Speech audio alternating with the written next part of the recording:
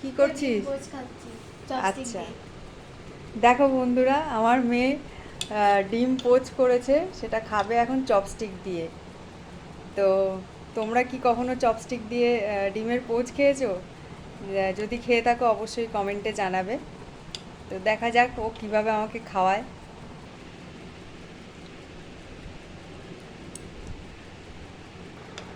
আর ও তো কন্টেন্ট। আমাকে খাওয়ালো, এবার দেখো ও নিজে খাচ্ছে। আমি সাইডগুলো খাই না।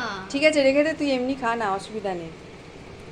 তুই এ কর দেখি, কেমন করে খাস দেখি চপস্টিক দিয়ে। এটা ফাটাবো? ফাটা। এর ভেতর কিন্তু কাঁচা আছে সব, ঠিক আছে? হ্যাঁ, তো পোস্ত তো এরকমই হয়। এখান থেকে বেরিয়ে গেছে। বেরিয়ে গেছে, দেখে কি ভালো লাগছে। হুম। ঠিক আছে, ততক্ষণের জন্য ভালো থেকো বন্ধুরা, ও তাড়াতাড়ি খেয়ে নিক। টাটা। টাটা।